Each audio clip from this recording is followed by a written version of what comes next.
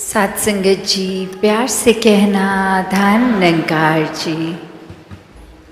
आज भी वही संदेश और ये इंसान को, इस मानव को चेतन भक्तों ने हर समय की तरह वही इशारा करते हुए कि जीते जी इस जीवन को संवार लिया जाए, इस सच्चाई को जानकर फिर हर पल इसी में गुजरान किया जाए। और कैसे ये कुछ भी एक अगर हमारी उस समय में जो भी हम कर रहे हों उस पल में, तो वही बात जैसे लिविंग इन द मोमेंट की बात होती है, तो ये भक्ति भी फिर किसी समय भी जो भी कर रहे हैं वो ही अगर चीज़ में हम ये ध्यान डालते हैं इस निरंकार के एहसास द्वारा, तो वो कार्य भी भक्ति बन जाता है। कैसे एक जो आज भी प्रेरणा में सुना कि ये पहले विषय इस परमात्मा को जानने का है, और जब ये ब्रह्म ज्ञान द्वारा जान लेते हैं, ये विश्वास आ जाता है और ये मान लेते हैं, तो ये एक ही सच, एक ही परमात्मा जिसको देख भी लिया और इसमें यकीन भी हो गया, ये एक भाव और उसके बाद फिर स्वाभाविक ही हो जाता है एक हो जाना। ये एकमिक अवस्था इस परमात्मा के साथ, इस परमात्मा की बनाई हर चीज़ के साथ। तो कैसे एक कहानी भी दासी के ध्यान में आ रही है, जहाँ एक इंसान होता है, वो बहुत ही श्रद्धा से किसी गुरु के पास जाते हैं और वहाँ वो ये बात कहते हैं कि एक बहुत समय से आ तो रहे हैं, आपके प्रवचन भी श्रवण कर रहे हैं, पर ये जीवन नहीं बदल पा रहे। एक जो आप बात करते हैं मध्य मार्ग की कि ये बैलेंस्ड लाइफ हो, वो हो नहीं पा रहा, क्योंकि जब हर दिन के किसी भी कार्य को करते हैं तो ध्यान उसमें चला जाता है, तो ये परमात्मा की सोच ही नहीं आती इस दिल को, इस दिमाग को।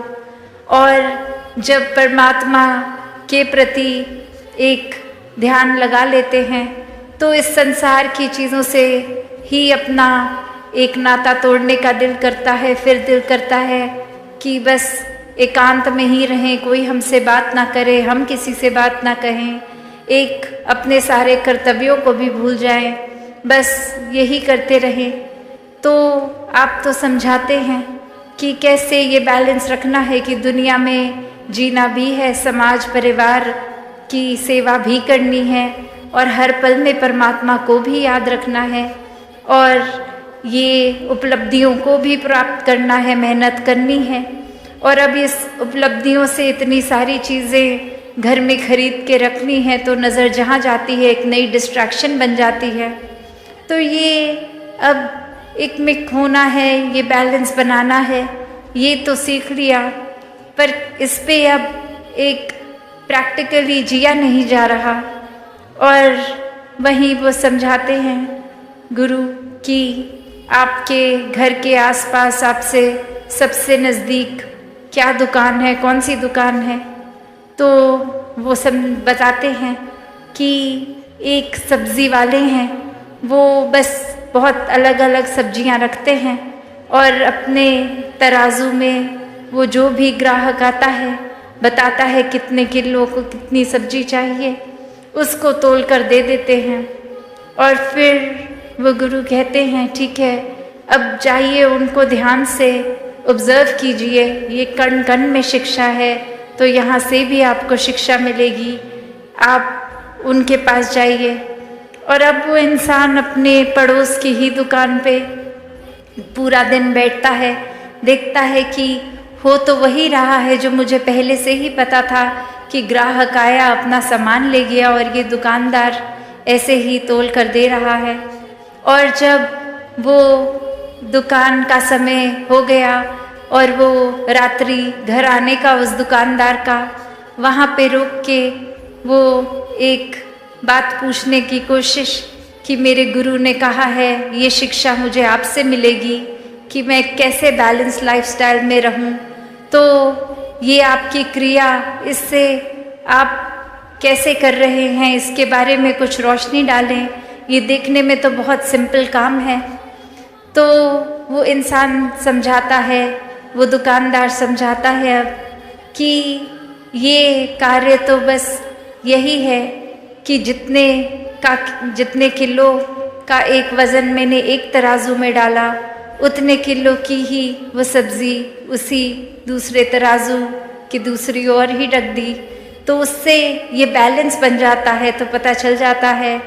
और इसी से मुझे पता है कि अगर मैं 2 किलो सब्ज़ी बेच रहा हूँ तो वो अंदाजे से नहीं है, तो मैं किसी ग्राहक को एक चीट करके उससे 4 किलो सब्ज़ी का पैसा नहीं ले पाता। वो एक बहुत ही संतुलन बना रहता है, बहुत ट्रांसपेरेंट काम होता है। ग्राहक भी देखता है ये एक ईमानदारी से ही पैसे कमा रहा हूँ। और अब ये बात, और जो हो सकता है उस इंसान को सबकॉन्शियसली तो पता भी थी, पर ये गुरु ने भेजा था तो इतनी बारीकियों से अब समझ आया।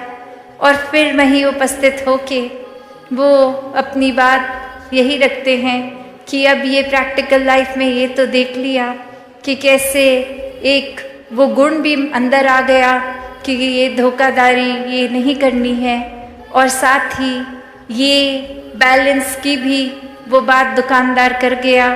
तो यहाँ ये तो पता चल गया कि ये बैलेंस तो ज़रूरी है, और अब बस ये इम्प्लीमेंट कैसे करूँ। तो आगे से वो गुरु यही समझाते हैं कि कैसे वो दुकानदार चाहे एक क्रिया रूप में, एक पूरे दिन में, एक कुछ भी, कैसे भी ग्राहक आ रहे होंगे, कोई बहुत ही जल्दी में होंगे, कोई तो ऐसे भी होंगे कि इतने धीरे धीरे एक बात कर रहे हैं, सोच रहे हैं सब्जी क्या लें, और उनके पीछे और क्यू लग रही होगी, एक लाइन लग रही होगी ग्राहकों की। और इससे देखकर कि इतनी देर लग रही है, कुछ ग्राहक वो लाइन छोड़ के किसी और सब्जी वाले पे भी जा रहे होंगे कि हमें जल्दी चाहिए, और ये दुकानदार तो इतनी देर लगा रहा है। और किस तरह से कोई बहुत ही खुशी के अवसर के लिए बहुत सारी सब्जियां लेके जाएगा, और कोई तो आकर कुछ पत्ते ही लेके चला जाएगा, कोई बहुत ही जल्दी में आएगा, एक हबचड़ी भी मचाएगा, और कोई बहुत ही एक सहज भाव में आके आराम आराम से कर लेगा। तो वो दुकानदार ये सब देख रहा है, कितने रंग देख रहा है ग्राहक के भी, पर वो तो वही कार्य सहजता में करता जा रहा है कि जिसने अपनी रिक्वायरमेंट बोली उसको उतना उतना तोल कर देकर उससे पैसे ले लिए। तो बात वही कि ये एक अपने स्वभाव को अपने ग्राहक के स्वभाव जैसा पल पल में नहीं बदल रहा, ये बहुत ही स्थिर होने की निशानी। और जो व्यक्ति इस परमात्मा को जीवन में धारण कर लेता है इस ब्रह्म ज्ञान से, तो फिर कोई भी उथल पुथल हो, कोई इरिटेशन नहीं आती, कोई भारी चीज़ या कोई इंसान हमारे साथ कैसा है, उस चीज़ पे हमारा उस तरह से बिहेव करना डिपेंड नहीं करता। कि कोई अगर जल्दी में आया तो दुकानदार ने भी उतनी ही जल्दी से नहीं दिया, उसने अपना पूरा प्रोसेस को फॉलो किया, और देर उसने उतनी ही लगाई जितनी वो किसी और ग्राहक के साथ लगाए। और वही बात संसार में रहने के लिए भी कि कैसे एक दुनिया में हम अगर आए हैं तो फिर एक ये जहाँ संसार भी है, और ये बचपन से एक स्कूल में भी बच्चे को क्यों डालते हैं, ताकि शिक्षा ले, कुछ सपने बनाए और सपनों को फिर साकार करे, एक अपने पैशन को फॉलो करे, और फिर ये पैशन फॉलो करते करते धन दौलत भी कमाए, और ये फिर उस तरह से कामकाजी होके अपने लिए आरामदायक चीज़ें खरीदें जिससे जीवन थोड़ा सा एक इजी हो जाए। तो ऐसा करना जहाँ जीवन में मुबारक है, बस बात वही आ जाती है कि सिर्फ ध्यान यही करने में है, या ये करते करते पैरेलली हर पल में उतनी प्राथमिकता अपनी स्पिरिचुअल ग्रोथ को भी दे रहे हैं।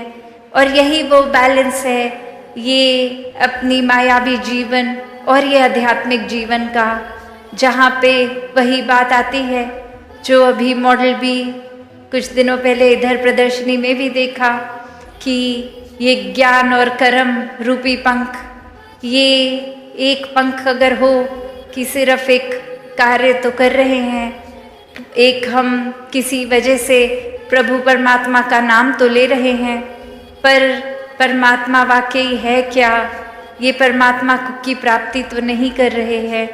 और वहीं दूसरी ओर ये ब्रह्म ज्ञान रूप की पंख की एक चिड़िया का एक पंख जो कर्म और दूसरी चिड़िया का ज्ञान रूपी कर्म, और अब ये ब्रह्म ज्ञान ले भी लिया है जीवन में, पर उसको जीवन में इम्प्लीमेंट प्रैक्टिकली नहीं किया जा रहा।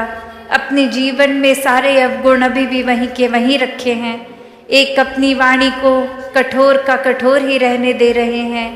ये किसी से मधुर स्वभाव अपने अंदर नहीं ला रहे, किसी से प्यार से बात नहीं कर रहे। तो ब्रह्म ज्ञान जीवन में आने के बावजूद भी ये उड़ना कहाँ संभव होगा। वो फिर बात वही कि ऐसा पक्षी जिसके दो पंख हैं, एक ज्ञान का एक कर्म का, वो ही उड़ान भरेगा, क्योंकि ये कर्म भी हैं, ये जीवन में इम्प्लीमेंटेशन भी है, और ये ब्रह्म ज्ञान की विद्या, ये सबसे ऊंची दात, ये भी ये झोली आई है। तो यहाँ एक ये जो बैलेंस का उदाहरण इस कहानी में भी, तो कैसे एक सुनने में तो लगता है कि एक शायद बैलेंस अचीव करना जीवन में पॉसिबल नहीं है, क्योंकि हमारा जहाँ मन ये चंचल है, एक तरफ अगर लग जाएगा, एक अगर हमने चीज़ दिमाग में बांध ली तो बस उसी ट्रैक पे उसी को ही सोचता जाएगा और एक चीज़ की इतनी एक्सट्रीम कर देगा, एक अपनी पॉइंट ऑफ व्यू को भी इतना एक्सट्रीम हम मान लेंगे कि हमारे जैसा अच्छा कोई सोच ही नहीं सकता, एक हमारे जैसा अच्छा तो कुछ भी कोई नहीं कर सकता, कोई है ही नहीं इतना अच्छा। कहाँ हम फिर वो बैलेंस दूर दूर तक करते ही नहीं। और ये तो पता ही है, जब एक चीज़ की ही अति होती जाएगी तो फिर दूसरा एक बैलेंसिंग फैक्टर है ही नहीं। तो वो एक हाइट जहाँ तक कोई अगर ऊंचा जाता है, अगर कितनी भी पहाड़ की ऊंची चोटी पे चले जाएं, तो एक वो लास्ट फाइनल पॉइंट होगा, वो टिप होगी, उसके ऊपर तो और वो पहाड़ है ही नहीं। तो फिर अब बस एक नीचे की ओर ही जाना बाकी रह जाएगा। तो बात वही कि ये सेवा, सुमिरन, सत्संग, इस परमात्मा से जोड़कर ये बैलेंस बना कर रखने की बात, और वहीं ये भी एक समझाया गया, आज चाहे सुबह वो सेवा दल रैली के रूप की एक स्किट द्वारा ही एग्जाम्पल उन्होंने सेवा का ही लिया कि कैसे हम अगर सिर्फ सेवा की ही एक्सट्रीम करते जा रहे हैं कि एक सत्संग को प्रायोरिटी नहीं, एक बस ये सोच रहे हैं कि आज हमारी ड्यूटी है तो हम पहुंच जाएंगे सेवा पे, क्योंकि वो एक हमें काम दिया गया है तो वो कार्य निभाना है, और मन की खुराक के लिए ये सत्संग को भी प्रायोरिटी नहीं, तो वो सेवा भी बस कार्य ही बन जाएगी, क्योंकि वो भाव तो सत्संग से मिलते हैं। और ये मन में भी अगर सिमरन का घाटा है तो ये सेवा और सत्संग भी फिर वो एक हमारी ग्रोथ के लिए इनकम्प्लीट है। तो यहाँ ये तीन चीज़ों का बैलेंस है। उस तराजू में वो पंखों में तो चलो दो पंख की बात थी, यहाँ एक ये निराकार को हर समय रखकर ये सेवा, सुमिरन, सत्संग को ही इक्वली इम्पोर्टेंट बना के रखना, ऐसा बैलेंस करना। और जो ये कर लेते हैं उनके लिए फिर ये जीवन भी बहुत सहज हो जाता है, फिर कुछ एक्स्ट्रा एफर्ट नहीं लगता। हर दिन चाहे आज लगे कि ये सुबह से निकले इतने थके और आज तो घर पे कोई गेस्ट भी आने हैं, उनको भी एक अटेंड करना है, और फिर हमें किसी के घर डिनर पे उनके गेस्ट बन के जाना है, तो फिर ये पूरी दिन की एक्टिविटी इतनी ज़्यादा, तो इसमें थोड़ा सा मैनेज करना, एक भागा दौड़ी लगानी, ये कैसे समय पे सब कुछ होगा, ऑर्गेनाइज करना, ऐसे थॉट्स भी इतने सहज हो जाते हैं कि जब कोई आया घर पे उसको गेस्ट ही ना माने, परिवार का ही हिस्सा माने और वो प्यार का भाव हो जाएगा, तो कुछ वो शो ऑफ करने की बात तो रही ही नहीं कि इनके आगे कुछ फ्लॉन्ट करना है। उनको वैसे ही प्यार से बिठा के खाना परोसना है और उसी प्यार से वो खाना भी बनाया जाएगा कि ये किसी को इम्प्रेस करने के लिए नहीं है, बस ये जो आ रहे हैं उनसे इतना प्यार है क्योंकि वो प्रभु के ही बनाए गए हैं। और अब जब वो बात आ जाती है तो वही प्यार से खाना बनाया गया, खिलाया गया और फिर आगे किसी और के भी घर जा रहे होंगे तो वही प्यार लेकर जाएंगे कि आप कोई बात नहीं, आप बैठिए, आपका चाहे घर है पर हम मेहमान होकर भी आप बताइए क्या लाना है, हम खुद लेके आएंगे किचन से।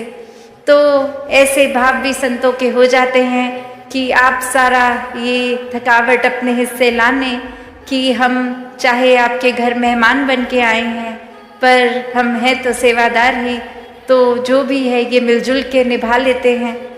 तो बात वही कि कैसे इस जीवन में फिर अपने ऊपर ही है कि एक बेकार में ही हर छोटी से छोटी चीज़ का भी स्ट्रेस बना के रखना है, या इस परमात्मा में इतने एक में खो जाएं कि कौन सी चीज़ हो के निकल भी गई वो कुछ लगी ही नहीं बड़ी, एक बहुत ही हवा के झोंके की तरह आई और गई।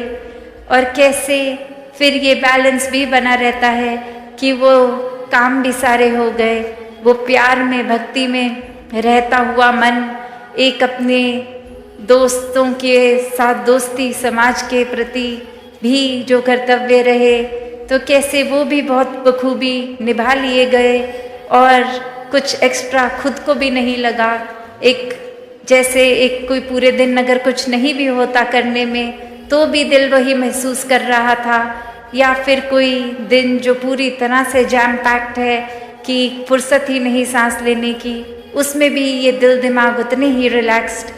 तो बात वही कि जो वाक्य ही इस परमात्मा के आश्रय रह लेते हैं वो हर पल को इतना हल्का फुल्का बना लेते हैं कि ये पता ही है कि कैसे ये परमात्मा जो कर रहा है इसी के ही एक शुक्राने भाव में रहें तो बहुत ही, चाहे उस समय हमें लगेगा कुछ ठीक है नहीं है, पर ये है, चाहे हमारी नज़र नहीं देख पा रही पर ये ठीक ही है।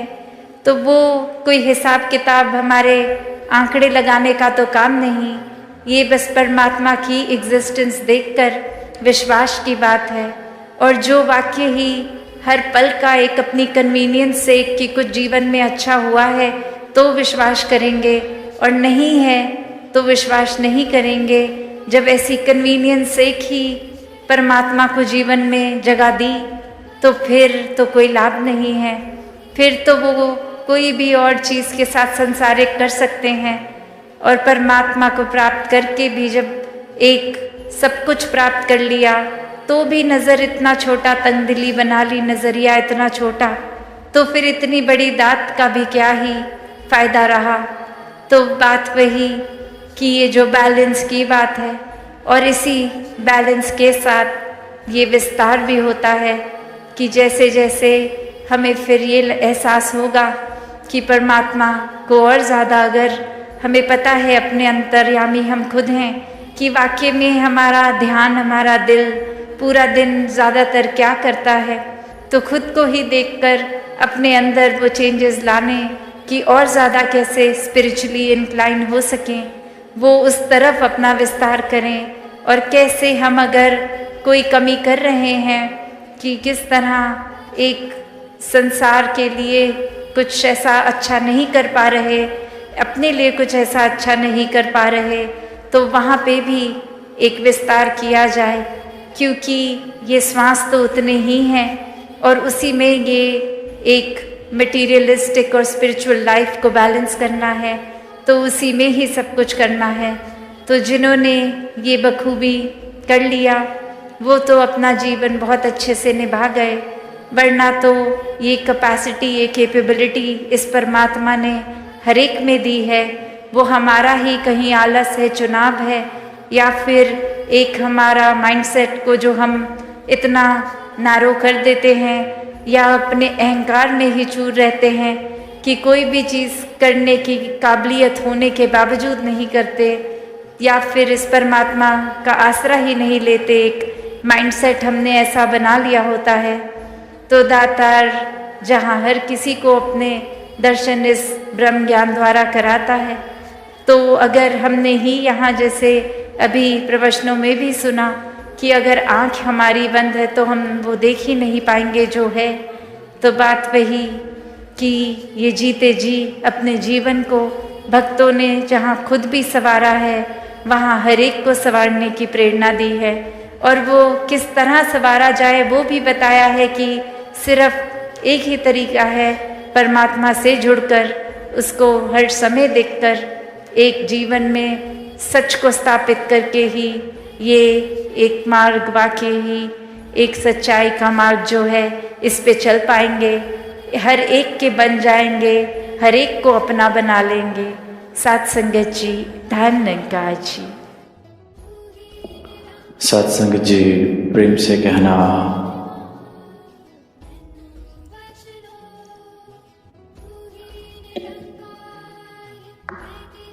सत्संगत सभी एकत्रित हुए हैं इस स्थान पर, इस हॉल में। सभी ने संतों महापुरुषों के भाव श्रवण किए, सबने अपने अनुभव, जीवन में भक्ति जब आ जाती है तो जीवन किस प्रकार बन जाता है, वही दुनिया, वही जिम्मेवारियां, वही नज़ारे, पर नजरिया किस प्रकार बदल जाता है, किस प्रकार संकीर्णताएं खत्म हो जाती हैं, दीवारें गिर जाती हैं और एक विशालता, एक असीमता मुझे प्राप्त हो जाती है अगर मैं इस असीम से जुड़ जाता हूँ, इस दातार से, इस प्रभु से, इस परमात्मा से जुड़ जाता हूँ। और ये एक एक मनुष्य की, एक एक मानव की अपनी यात्रा है।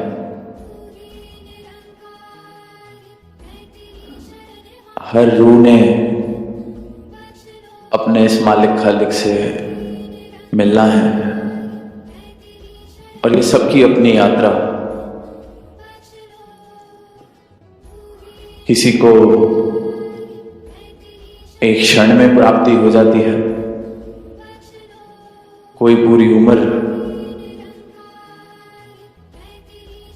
पूरी जिंदगी बिता लेता है और इस बात का अंदाजा भी नहीं लग पाता कि कुछ जीवन में प्राप्त करने योग्य भी था, क्योंकि जिस जिस चीज को प्राप्त करने योग्य समझा उसकी प्राप्ति मिल भी गई, उसकी प्राप्ति हो भी गई, तो भी वो खालीपन बना रहा। तो अधिकतर जिंदगियां इसी तरह बीत जाती हैं, वही चीजें दोहरा दोहरा के जो होती देखी जा रही हैं, करते रहे हैं। और ऐसे जीते जीते आज हमारी मानवता इस जगह पहुंच गई है जहां हम अपने स्वभाव से, जो मेरा मूल स्वभाव है, जैसे हम पढ़ते हैं, कहते हैं कि मैं परमात्मा का अंश हूं, तो युगों युगों से सदगुरु ने यही कहा कि परमात्मा का जो अंश है वो खुद परमात्मा है। मुझे ब्रह्म ज्ञान देके मेरी पहचान कराई और मुझे ये समझाया कि तू बूंद नहीं, तू पूरा का पूरा सागर है, पर सागर में मिलने के लिए तो तैयार होना चाहिए। पर हम इस मूल से, अपने इस स्वभाव से, जो हमें मिला ही है, जो हम हैं ही, जो हमारा मूल स्वभाव है उससे इतने दूर हो गए हैं कि इंसान अब किसी को परेशान देखता है तो हैरान नहीं होता, किसी को पीड़ा में देखता है तो हैरान नहीं होता, किसी को दुख में देखता है तो हैरान नहीं होता। हैरान होता है तो किसी को हंसता देख के हंस रहे हैं, बड़ी हैरत की बात है। आज देव जी को हमने जब वो बात शेयर करते हुए सुना कि फ्लाइट बोर्ड की, तो मॉन्ट्रियल से ही फ्लाइट बोर्ड की थी रात को। दास भी आगे बैठे वो नज़ारा देख रहा था। I saw how happy and surprised the stewardess was seeing everyone smiling, because there was almost 15-20 of us on the flight and everyone was beaming with glow, smiling, laughing, and she was surprised that this is the first time probably I have seen someone so happy boarding a flight. और दास बैठा हुआ वहां यही सोच रहा है कि कमाल है, चेहरे पे मुस्कुराहट हैरत की बात लगने लगी है इंसान को। कितना दूर अपने स्वभाव से हम पहुंच गए हैं। मानवता अपने स्वभाव से, अपने मूल से कितनी दूर हो चुकी है कि मुस्कुराहटें अब हैरत महसूस करा देती हैं, क्योंकि पीड़ा, दुख, आंसू, परेशानी, सर पे तनाव, औखापन ये आम हो चुका है। इस कदर आम हो चुका है कि यही लगता है दुनिया है, यही लगता है जीवन है, यही लगता है जिंदगी है, और जो हंस रहा है वो पागल लगता है। गलती किसी की नहीं, क्योंकि जब 100 में से 90-95 बीमार हों तो जो 2-4-5 ठीक ठाक सदगुरु की कृपा से हैं वही बीमार लगेंगे, क्योंकि वो फिर एक्सेप्शन हो गए। इंसान यही सोचता है कि जैसे सबने कह दिया वही ठीक। अगर 100 में से 90 बीमार हैं तो जो 10 ठीक हैं वो बीमार, 90 ठीक। 100 में से 90 ने कह दिया ये बात सही तो वो बात सत्य है। जो 10 हैं उसमें से भी 2-4 यही सोच लेते हैं कि कहीं वो 90 ही तो ठीक नहीं कह रहे। परमात्मा की भी जब बात होती है तो हम आस्तिकता, नास्तिकता की बात करते हैं। तो दास कई बार यह मिसाल देता है कि हम खुले मैदान में खड़े हो जाएं बाहर जाके इस वक्त, तो हम सब आंखें खोल के देखेंगे तो कहेंगे कि अभी रोशनी है, अभी सूरज नहीं ढला, आसमान में सूरज चढ़ा हुआ है। आंखें खोल के देखेंगे तो ये बात कह सकते हैं। अब वहीं कहीं सोचा जाए कि खुले मैदान में 100 में से 50 लोग कहें आंखें बंद करके कि सूरज जैसी कोई चीज नहीं होती है, सूरज जैसा कुछ नहीं होता, सूरज ये तो बनावटी बातें हैं, रोशनी ये तो मूर्ख बनाने वाली बात है, दुकान चलाने वाली बात है, बेवकूफ बनाने वाली बात है। आंखें बंद हैं, मैदान में खड़े हैं, और यही नास्तिकता है। आंखें बंद हैं, आंखें बंद हैं, पर दावा है कि परमात्मा नहीं होता। मूर्ख बनाने वाली बातें हैं, कोई प्राप्ति किसी को नहीं होती, कहानियां हैं, धर्म धंधा है। देखो खुद ही गाते हैं गोरख धंधा, तो इससे अच्छा धंधा क्या हो। बात भी सही है, दास को लगता है, और दास कहता भी है ये बात बहुत खुल के कि धर्म के नाम पर, परमात्मा के नाम पर जितना शोषण, जितना व्यापार होता है, शायद किसी और विषय पर, किसी और सब्जेक्ट को यूज करके इतना शोषण या इतना व्यापार नहीं किया जाता। पर खैर, नास्तिकता की हम बात कर रहे थे, तो आंख बंद करके ये दावा करना कि सूरज जैसा कुछ नहीं है, ये नास्तिकता है। यही कर रहा है नास्तिक भी।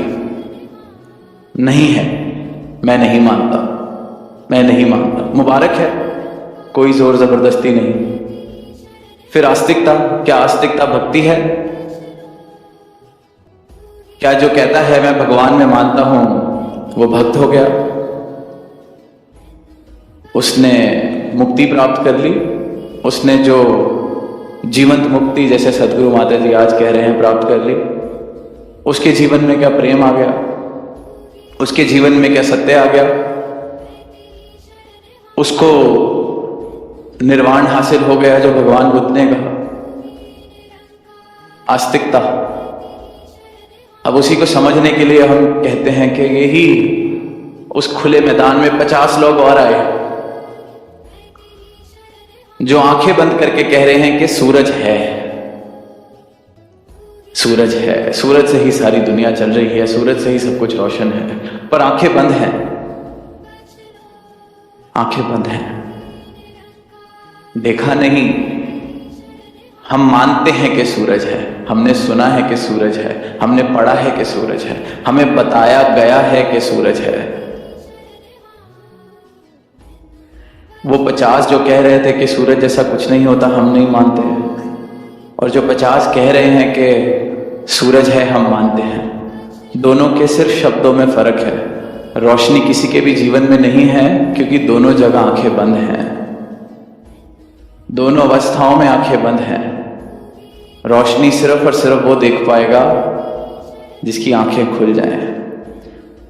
फिर वो इस बेकार की बात में नहीं पड़ता कि सूरज है नहीं है, मेरा जीवन रोशन है। क्योंकि वो जो 50 हैं जो आंख बंद करके इस बात पे चर्चा कर रहे हैं, वहां उनमें से कोई अच्छा बोलने वाला किसी एक पहलू में चला गया, किसी एक पाले में चला गया, 2-4 को वो कन्विंस कर लेगा। और जहां वो 50 का कोई भी ग्रुप 60-70 हुआ जो कहने वाले के सूरज जैसा कुछ नहीं है, गलती से उनकी गिनती बढ़ गई, 60-70 हो गई, 75 हो गई, तो जो बचे हुए कह रहे थे कि सूरज है वो भी घबराने लगेंगे। कहीं यही लोग तो ठीक नहीं जो कल तक कहते थे कि सूरज है, वो भी अब उस पाले में जाके खड़े हो गए हैं और कह रहे हैं कि सूरज नहीं है। कहीं हम ही तो गलत नहीं, हम ही तो बेवकूफ नहीं। तो जब तक जीवन से ये संदेह ना मिट जाए तब तक जीवन में रोशनी नहीं आई है। अंधेरा पूरी तरह से नहीं हटा तो मतलब रोशनी नहीं आई है। मैं आज नाम ले रहा हूं प्रभु का, पर कल ही सोचने लगूं प्रभु है, तो मतलब देखा नहीं है, समझा नहीं है, रमज समझ में नहीं आई है। तो वो 50 कहें कुछ भी, माने कुछ भी, जैसे दुनिया मानती है खुद को धार्मिक, जैसे दुनिया मानती है प्रभु प्रेमी खुद को, पर प्रमाण नफरतों के देती है, प्रमाण वैर के देती है। कहती है कि हम प्रभु प्रेमी हैं पर प्रभु के बंदों से ही नफरत करती है। तो ये धार्मिक होना नहीं हुआ, वो सिर्फ मानना हुआ कि प्रभु है। अवस्था दोनों पहलुओं में एक सी, रोशनी कहीं नहीं है। शब्द जो मर्जी हो, तो जीवन की अवस्था में कोई फर्क नहीं आस्तिक की नास्तिक की। जीवन अगर है जो इन दोनों अवस्थाओं से भिन्न, वो है ब्रह्मज्ञानी का, जिसने आंखें खोली, वाकई ही रोशनी को देखा, वो फिर भक्ति करता है, वो फिर ब्रह्मज्ञानी कहलाता है। उस पे सदगुरु की कृपा होती है। फिर उसको नहीं फर्क पड़ता कि 100 लोग क्या बोलते हैं, 50 लोग क्या बोलते हैं, 80 लोग क्या बोलते हैं, क्योंकि उसका अपना अनुभव परमात्मा है, अंदाजा परमात्मा नहीं है। और परमात्मा कोई अंदाजों का विषय नहीं है, अनुमान का विषय नहीं है। परमात्मा अनुमान, अंदाजा, एनालिसिस नहीं है। परमात्मा अनुभव, एक्सपीरियंस है, प्राप्ति है। और जितने संतों भक्तों को हम श्रवण करते हैं, देखते हैं, इनका संग करते हैं, यह अनुभव मिला है, ये प्राप्ति मिली है। ये जीवन में सत्य प्राप्त हुआ है, सत्य से इकमिक हुए हैं। अंदाजे नहीं लगाए जा रहे कि मेरे अंदाजे से ये बात है, मेरा अंदाजा ये कहता है, मेरा एनालिसिस ये कहता है। परमात्मा एनालिसिस का विषय नहीं है, इकमिक होने वाली बात है। ज्ञात ये जानकारी हो जाए, रोशन जीवन पूरी तरह से हो जाए। इसलिए फिर सेवा, सिमरन, सत्संग के रोशनी बनी रहे। पर इस रोशनी से इतने दूर हो चुके हैं, इस स्वभाव से इतने दूर हो चुके हैं कि जैसे बात दास ने शुरू में कही कि किसी को हंसता देखते हैं तो हैरत होती है, खुश देखते हैं तो हैरत होती है, क्योंकि इंसान ने पीड़ा अपना स्वभाव बना लिया है, दुख संताप अपने स्वभाव बना लिया। उसको लगता है कि ये बोझ मैं नहीं ढोऊंगा तो कौन ढोएगा। परेशान नहीं होंगे तो क्या होगा। आज सुबह ही दास एक आर्टिकल पढ़ रहा था। The article talked about the milk carton effect. दास को हेडिंग थोड़ी इंटरेस्टिंग लगी तो दास ने पढ़ा। तो कहते हैं कि किसी साइकोथेरेपिस्ट ने who has worked in the field of psychotherapy for 50 years proposed a concept as the milk carton effect. Behavioral psychology को यूज करते हुए उन्होंने बात कही। The example that he took was that there is a couple, a husband and wife, and the wife used to go for work earlier in the morning, and she used to have coffee. And when she used to make her coffee, she used to take out the milk carton from the fridge to make the coffee, but she 9 out of 10 times forgot to keep it back in the fridge. So by the time the husband woke up and it was his turn to make his smoothie, his milk was not refrigerated, and that made him angry, that made him go crazy, that made him lose his temper. And the story goes that this happened to a point where they needed help. So they went to this psychotherapist and he said that, why don't you do a thing? He told the husband, why don't you buy 2 cartons of milk? One for yourself and one for your wife. And the summary of the whole concept, which was packaged very beautifully as the milk carton concept, was control the controllables. Don't fret over what is not in your control. अब ये इतनी साधारण सी बात, such a simple thing. अगर कोई बचपन से संगत जा रहा है तो उसको लगता है रोज संगत में ये बात सुनते हैं। समर्पण क्या है? समर्पण, तू अपना काम कर, बाकी इस पे छोड़। पर वहीं साइकोथेरेपी ये कहने पे आती है तो मैं कहता हूं शायद कोई बात है। परमात्मा जिसे मिल गया उसे सब कुछ मिल गया, उसे जीवन का ढंग मिल गया, उसको जीवन में आनंद मिल गया, उसे सहज में ही सारी ही प्राप्तियां हो गई। इसलिए इसे राज विद्या कहा गया, ग्रंथों में कहा गया राज विद्या, विद्याओं का राजा। जिसे ये प्राप्ति हो गई वो आप ये परमात्मा बन जाता है। Control the controllables. कान दूसरी तरफ से पकड़ के, इसका नाम समर्पण ही है। गुरु सीधी सीधी बात सिखाता है, कान ऐसे ही पकड़ लिया, समर्पण कर दो, छोड़ दो इस निरंकार पे। पर हम सब सरल बातों को सरल बना नहीं पाते। उलझन पसंद है इंसान को, उसको कान सीधे रास्ते से नहीं घुमा के पकड़ना ज्यादा समझ में आता है।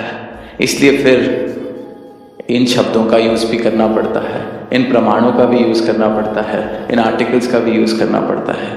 बातें वही, जैसे दास ने कहा कि रमज समझ आ गई तो इतनी सी बात पे समझ आ जाए कि छोड़ दे सब कुछ इस निरंकार पे, ये समर्पण है। नहीं तो फिर मिल्क कार्टन इफेक्ट की बात करनी पड़ती है। बात वही, पहुंचना वही है।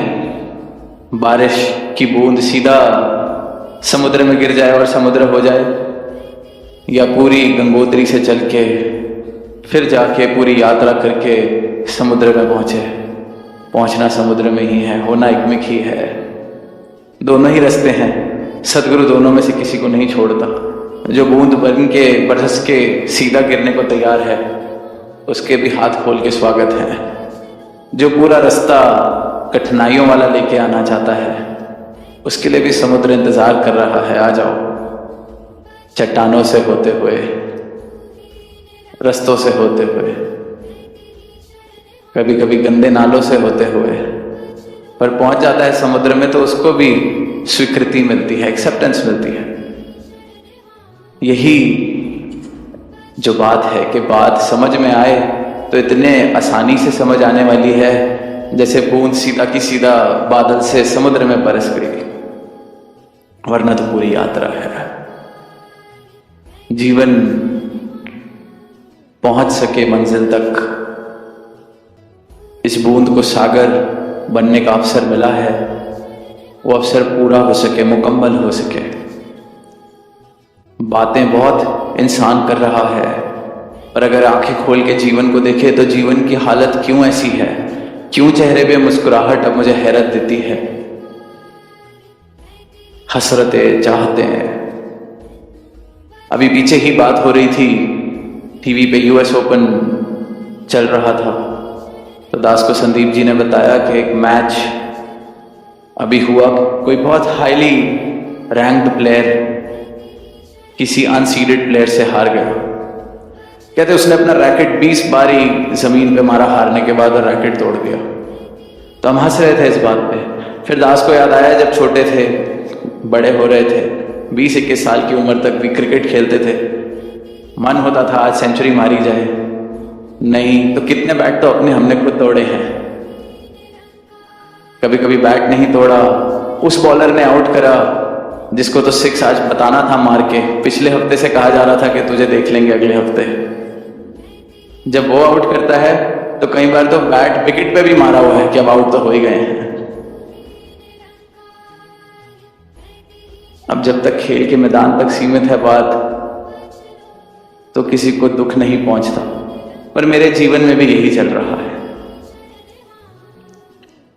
ये छोटी छोटी बातें प्रमाण हैं कि इंसान जैसे ही जब वो कुछ चाहता है और वैसा नहीं होता, तो कुछ ऐसा करने की कोशिश करता है जिससे ये दिखा सके कि मेरा बस अभी भी चलता है। इसे ही क्रोध कहा गया है। यही क्रोध है, जब कुछ मेरे अनुसार नहीं होता, मेरे अहंकार को चोट पहुंचती है और फिर वो अहंकार अपनी हस्ती को बचाने के लिए, अपने आप को जताने के लिए कोई ना कोई ऐसे जेस्चर्स करता है, ऐसे एक्शंस करता है जिससे ये बात सबको पता चल जाए कि मैं कुछ हूं, मैं बैट तोड़ सकता हूं, मैं रैकेट तोड़ सकता हूं, मैं विकेट तोड़ सकता हूं, बैट लेके घर जा सकता हूं। वो भी अहंकार है। अच्छा मेरी पहली बैटिंग नहीं है, मैं बैट ही लेके जा रहा हूं। सबने किया है, तो बचपन में चीजें चलती थी, पर इंसान पूरी उम्र अगर बैट घर लेके जाता रहेगा तो उसको लगेगा कि कोई क्रिकेट नहीं खेल पाएगा। जिसने खेलना है वो खेलता ही रहेगा, घर पे मैं ही रह जाऊंगा जिसने क्रिकेट नहीं खेला। क्रोध, रिश्ते तोड़ देना, नाराजगियां रख लेना, मैं ही घर पे नाराज रह जाऊंगा, मैं ही घर पे क्रोधित रह जाऊंगा। आनंद देने वाले आनंद लेते रह जाएंगे। बचपन में होता था एक ही बैट था, आनंद भरपूर है, प्रेम भरपूर है। मैं अपने दरवाजे बंद कर लूं उस आनंद की तरफ, तो मेरा जीवन फिर वही, जो आनंदित है उनको देख के हंसता है। हैरत, क्या हो गया, ये क्या हो रहा है। और तरस आता है। इंसान जब मिलता है, बात करता है, खुद पीड़ा इतनी है हृदय में कि जीवन में खुशी नहीं, तो उसके बोलचाल ऐसे हो जाते हैं कि अब मैं किसी को और ठेस पहुंचा दूं, उसको भी थोड़ी पीड़ा दे दूं, तो मेरा काम बन जाता है। उसको लगता है कि पीड़ा के अलावा कुछ और है ही नहीं इस जीवन में प्राप्त करने लायक। खुद नहीं हंस सके तो किसी और को भी हंसने नहीं देंगे। ये नहीं सोच रहा कि अगर मैं हंस नहीं सका जीवन में, मैं आनंदित नहीं हो सका, मैं खुश नहीं हूं, मेरे जीवन में सुख नहीं है, चैन नहीं है, तो कहीं मैं ही तो जिम्मेवार नहीं, मेरी ही तो कोई गलती नहीं। मैं ही हर बार जो नाराज हो रहा हूं, शिकवे कर रहा हूं, मेरे साथ ही कुछ अच्छा नहीं हो रहा, मैं ही तो कहीं कारण नहीं इस बात का कि मेरे ही जीवन में हंसी के दो पल नहीं। कोई हंसता है तो मुझे और खीज मचती है। पूछते हैं लोग और उनके पूछने के ढंग से ही पता चल जाता है कि कितनी पीड़ा है, कितनी पीड़ा है।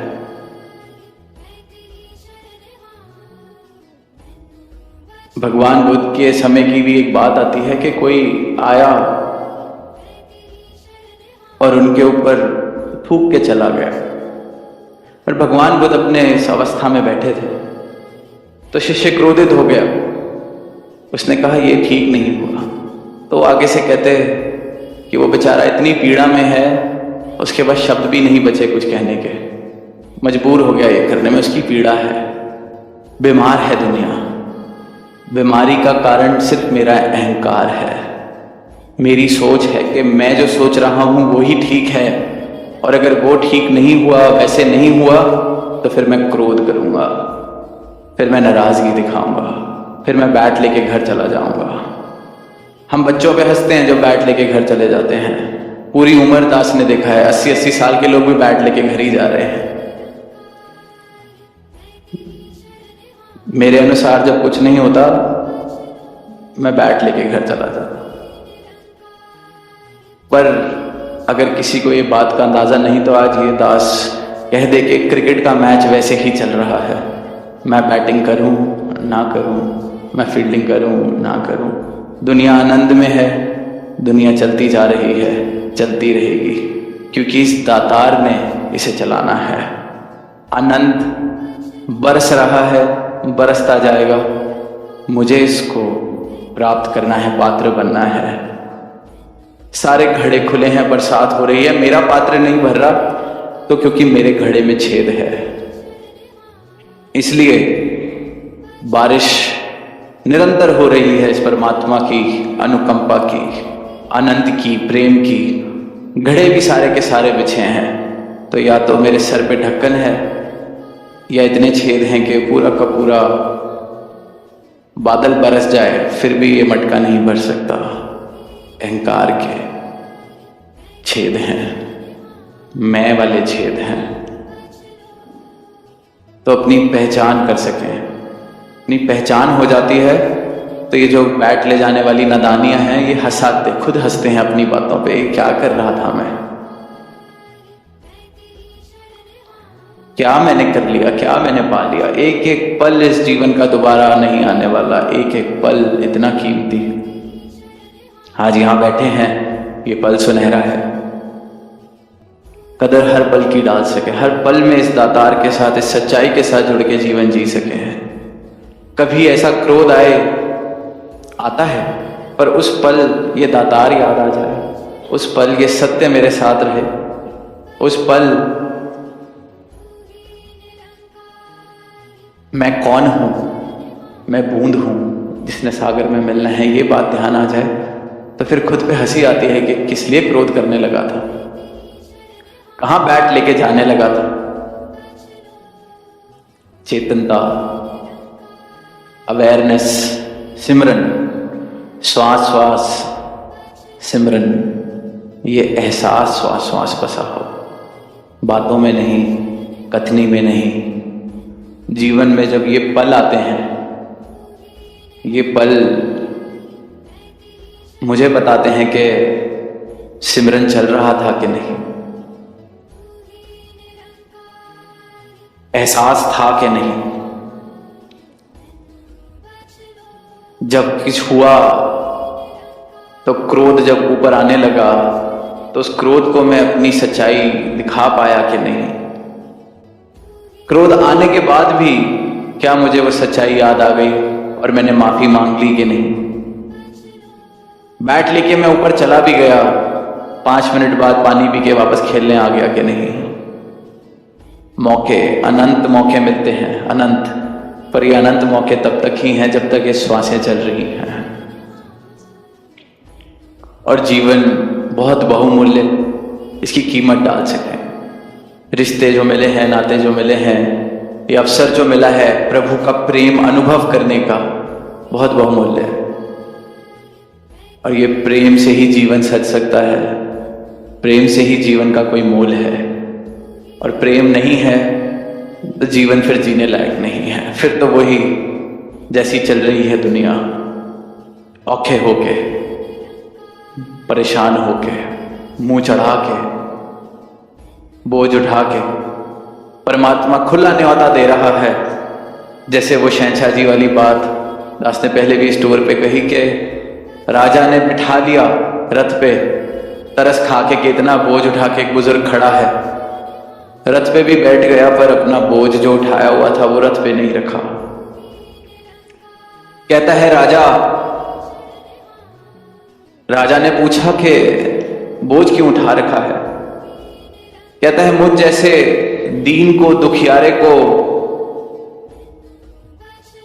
गरीब आदमी को आपने अपने सोने के रथ पे बिठा लिया, ये क्या कम है? ये बोझ तो मुझे ही उठाने दो। आदि है बोझ उठाने का, आदि है दुखी होने का, आदि है पीड़ा का। राजी हो चुका है इंसान इस जीवन से कि ये जीवन ऐसा ही है, इस जीवन में दुखी है, इस जीवन में परेशानी ही है, इस जीवन में हंसी मिल नहीं सकती, खुशी मिल नहीं सकती। राजी हो चुका है और परमात्मा खुला न्योता दे रहा है अपने स्वर्ण रथ पे बिठाने का। आ जाओ, बैठो, छोड़ दो अपना सामान, छोड़ दो अपना बोझ, कर दो समर्पित। पर इंसान को लगता है कहीं रथ पे मैंने सामान छोड़ा, ये रथ से मुझे तो उतार नहीं देंगे, सामान मेरा लेके तो नहीं कहीं चले जाएंगे। और 2 कौड़ी का भी सामान नहीं है हमारा जिसे हम ले लेके घूम रहे हैं। ये बोझ छोड़ा जा सकता है, ये पीड़ा छोड़ी जा सकती है, इस दुख से ऊपर उठ के जीवन जिया जा सकता है, हंसता हुआ जीवन जिया जा सकता है, प्रेम से सराबोर जीवन जिया जा सकता है। ऐसा जीवन जिसमें से महक आए इस परमात्मा की, ऐसा जीवन जिसमें से महक आए विशालता की, ऐसा जीवन जिसमें से महक आए प्रेम की। प्रेम, और ये प्रेम ही सब कुछ है। तभी बार बार कहा गया है जिन प्रेम कियो तिन्ही प्रभ पायो, क्योंकि इस परमात्मा का प्रमाण प्रेम है। Love is the manifestation of this God, love is the manifestation of devotion, love is the manifestation of truth. So if I don't have love in my life, I should not live in the illusion that I have God with me.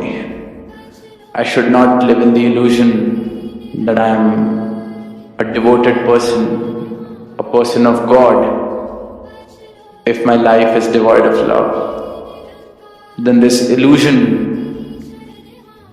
should be thrown away. Wake up and see the life. I may talk of God, I may call myself a man of faith, a man of devotion,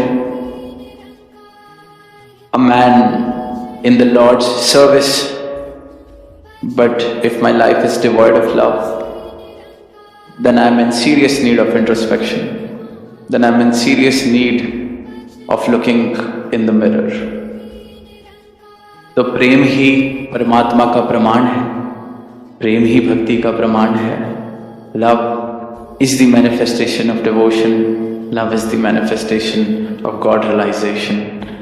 तो ये प्रेम हर जीवन में आ सके, ये सत्य हर जीवन में आ सके, ऐसी दुनिया हम बसा सकें जहां हंसना हैरत का कारण ना हो, खुशी हैरत का कारण ना हो, प्रेम ही प्रेम हो। और जहां वो हंसी नहीं, वहां सारी दुनिया मिलके हंसी लाने का प्रयास करे। ऐसा जीवन दातार मेहर करे, सदगुरु मेहर करे, ऐसा जीवन, ऐसी दुनिया सब मिलके बसा सकें। प्रेम से कहना धन्यवाद।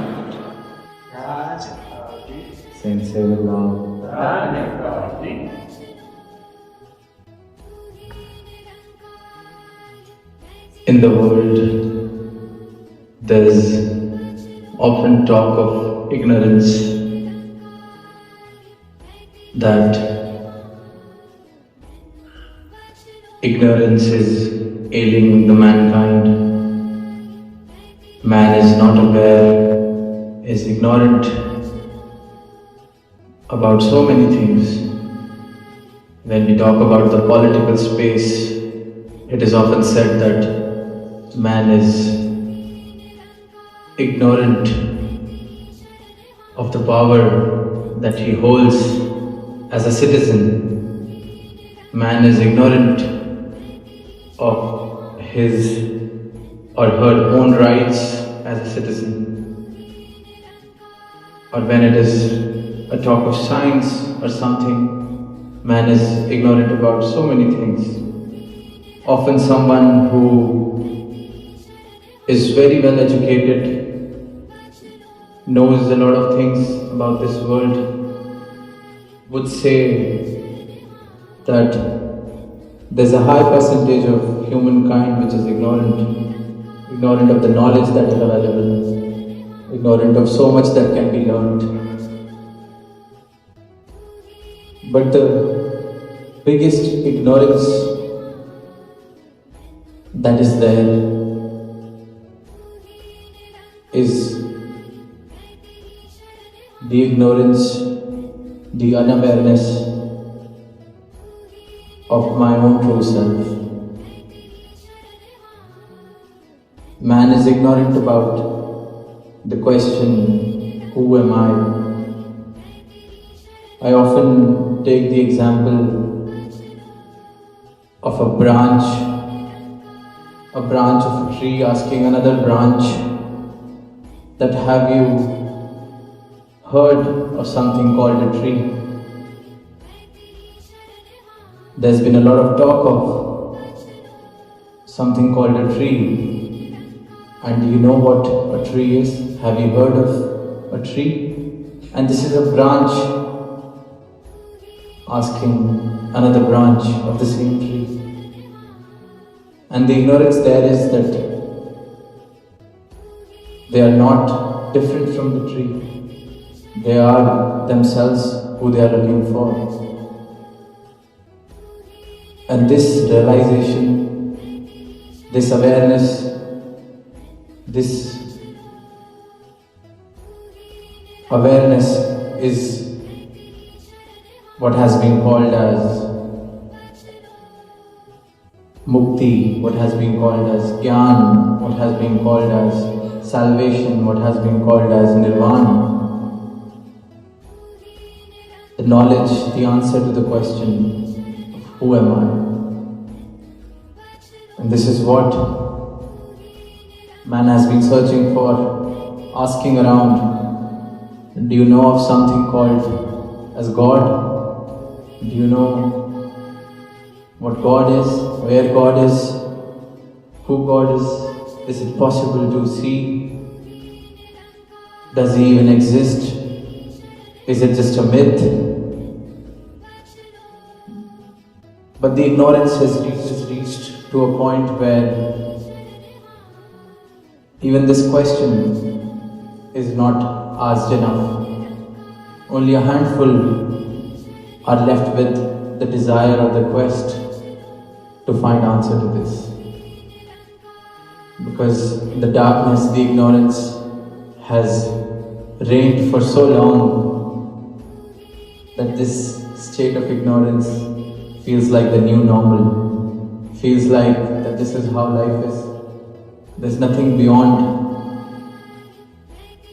what can be seen right now. There's nothing beyond what is visible to me. There's nothing beyond this manifestation that I see around myself. We often forget that if there is this manifestation, there's a creator in which this is all manifesting. Who's the one behind all of this creation? And I am no different than this Creator.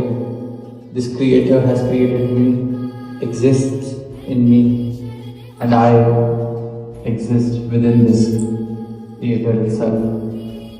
And knowing the answer to who this Creator is, where this Creator is attaining the highest knowledge possible. The knowledge that has been talked of in all of the holy books, by all of the saints and sages, whether we talk about Gautam Buddha, whether we talk about Guru Nanak Dev Ji, whether we talk about any prophet from any time, everyone has preached and taught and given this message to humankind that this Creator is one and we are all the manifestation, the extension of this Creator. It's like that the branch finally found that answer, that I am the tree myself, and this realization leads to a state where I become one with this existence. I become one with this Creator. And that state, in Hindi we often call it Samarpan. जहाँ समर्पण हो जाता है, जहाँ लड़ाई खत्म हो जाती है, संघर्ष खत्म हो जाता है, क्योंकि मुझे ये बात का बोध हो जाता है कि इस एक में ही सब कुछ है, इस एक के हुक्म से ही सब कुछ है, इस एक की रज़ा में ही सब कुछ है, और मैं भी इस एक का ही एक अंश हूँ। तो वो अंश फिर अपने विराट रूप से संघर्ष करना बंद कर देता है, और इस अवस्था को भक्ति की अवस्था, इस अवस्था को जीवंत मुक्ति की अवस्था, इस अवस्था को निर्वाण की अवस्था कहा गया है। A state where myself ceases to exist and I realize that I'm just a drop of the ocean.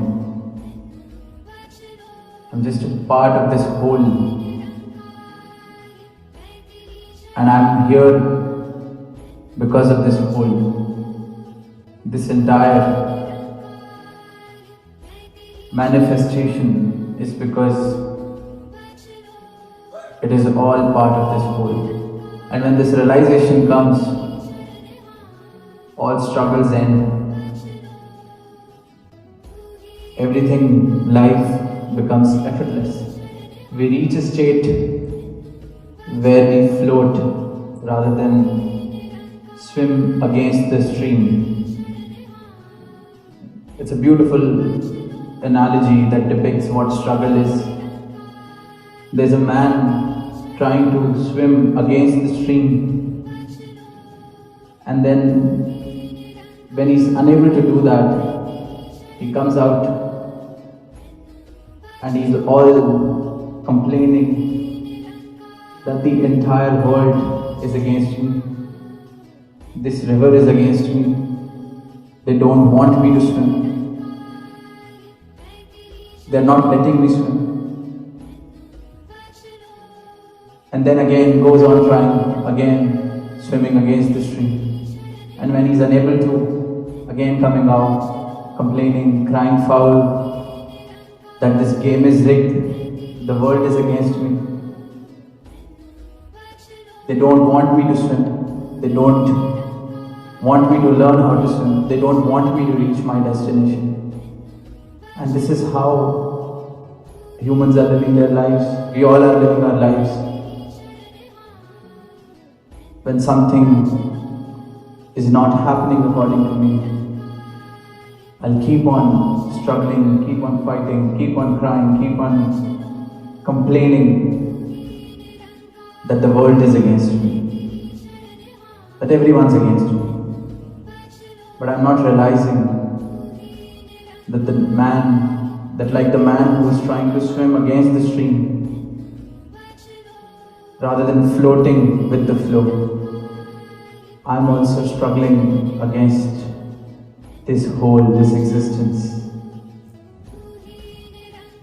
पंक्तियां हैं कि हुक्म अंदर नानका, हुक्म अंदर चलना नानक लिखिया नाम, रजा में रहना गुरसिख दा वड्डा जेवर भाणे अंदर रहना है। तो ये भाणा, ये हुक्म, ये रजा, ये वो अवस्था है जो इस ब्रह्म ज्ञान के बाद, इस एक को, इस मालिक खालिक को जानने के बाद मिलती है कि मैं भी इस एक का ही अंश हूँ। जब मैं अलग ही नहीं तो लड़ाई किस बात की, संघर्ष किस बात का। फिर ये जैसे ले जाए, जैसे चला ले, तो जीवन मुक्त हो जाते हैं, जीते जी मुक्त हो जाते हैं। When I start flowing with the stream rather than trying to swim against it, that is the state of nirvana that Buddha has talked of. That is the stage of salvation that Jesus has told us about. That is the state that every human has the potential to achieve. And that is the state that Her Holiness is gracing upon this humanity, knowing that we are all part of this one, and we then cease to exist and we become one with this one. समर्पण ही आनंद का द्वार है। समर्पण जीवन में आता है तो जीवन में आनंद आ सकता है। फिर मेरा फोकस, फिर मेरा ध्यान परिणामों से दूर, सिर्फ जिस प्रकार ये चला रहा है उस पर चल रहा हूँ। जो मैं कर रहा हूँ, I am giving my best, but the results they do matter, but they don't shake me up. मेरी अवस्था परिणामों की मोहताज नहीं रहती, परिस्थितियों की मोहताज नहीं रहती। ये बात समझ आ जाती है कि इसने जो करना है वो इतनी आसानी से कर देना है जैसे मक्खन में से बाल निकल जाता है। बड़े बड़े काम पता ही नहीं चलते कैसे हो गए। ये समर्पण। और कोई काम जब गुरसिख की अवस्था देखते हैं, कोशिश कर रहा है, काम नहीं हुआ, तो कहता है ये मेरे लिए है ही नहीं, मेरे लिए होगा नहीं, चल पड़ता है, आनंद में है। आनंद नहीं कहीं जाने देता, क्योंकि गुरसिख कहता है कि इतनी मुश्किल से ये अवस्था मिली है। इस आनंद की बहुत कीमत है, गुरु ने बख्शा है। इस आनंद को बचा के रखना है और वो समर्पण से बचा रहता है। गुरु के चरणों में जब समर्पण है, ये भाव पता है कि मैं इस एक का ही अंश हूँ, तो इस एक ने जैसे चलाना है मैं वैसे चल रहा हूँ। ये भक्ति है। एक कहानी याद आ रही है कि एक बादशाह हुआ करता था। उस समय की बात है जब, as we all know, that slavery existed, तो गुलाम खरीदे जाते थे, humans were sold। तो एक बादशाह हुआ करता था जो बाद में बहुत बड़ा फकीर बन गया। तो उससे लोगों ने पूछा कि आपको किस चीज ने खुदा से मिलाया, क्या ऐसा घटा, ऐसा क्या हुआ कि जीवन में ये समर्पण आ गया, जीवन में ये भक्ति आ गई, जीवन में इस प्रकार खुदा के लिए प्रेम आ गया, ये आनंद आपके जीवन में आ गया। बादशाह आप हुआ करते थे। तो वो बताता है कि मेरे गुरु की कृपा हुई। कहते कौन है आपके गुरु? तो वो कहता कि एक बार मैं बाजार से एक गुलाम खरीद के लाया। अब वो जब आ गया तो एक दिन मैं उसके पास गया पूछने कि क्या नाम है तेरा? तो उसने आगे से कहा कि गुलाम का क्या नाम, जो मालिक बुला ले वही मेरा नाम है। सुनी बात, थोड़ा सा हिला, फिर पूछता है अच्छा चलिए बता कैसे कपड़े पहनेगा? कहता है गुलाम का क्या शौक, क्या चाहत, जो पहना दोगे, जो मालिक पहना देगा पहन लेंगे। फिर उसके लिए कपड़े भी बनवाए। फिर कहता क्या खाना क्या पसंद है तुझे, भोजन क्या पसंद है? क्योंकि उसके वो जवाब उससे बार बार ऐसे मिलना, तो बादशाह को उससे मोह सा होने लगा, प्रेम सा होने लगा कि कुछ बात है इसमें। एक दिन पूछता है क्या खाएगा? जो मालिक खिला दे वो खा ले। अच्छा, तेरा रहने का इंतजाम जैसे रख लोगे रह ले। कहते बस उस दिन मैं उसके चरणों में लेट गया। बादशाह कहता है कि उस गुलाम के चरणों में लेट गया कि तूने मुझे जीवन का राज समझा दिया। मैंने बहुत सजदे किए, बहुत नमाजें पढ़ी, बहुत मस्जिद गए, पर ये जो नुक्ता तुझसे मुझे मिला है कि जो मालिक दे दे, तू मेरा गुरु, तू आज से मेरा गुरु। तो वो फकीर बताता है कि ऐसे उस एक नुक्ते से सारी बात मेरी बनी कि जो मालिक आज इसने बादशाह बनाया है, तो ये सब इसका राजमहल सेवा है, चलाएंगे, इसका समझ के चलाएंगे, जैसे ये चलवा दे वैसे चलेंगे। कोई लड़ाई नहीं, कोई संघर्ष नहीं, कोई शिकवा नहीं। तो ये अवस्था समर्पण वाली, ये अवस्था आनंद के द्वार खोलती है। और वो आनंद जिसको मिल जाता है उसे फिर ये बात पता है कि इस दुनिया में कोई भी चीज़ ऐसी नहीं है जो उस आनंद की कीमत लगा सके, जिसके बदले मैं उस आनंद का सौदा कर लूँ कि ये आनंद मुझसे ले लो और मुझे ये चीज़ दे दो। जिसने सही मायनों में आनंद,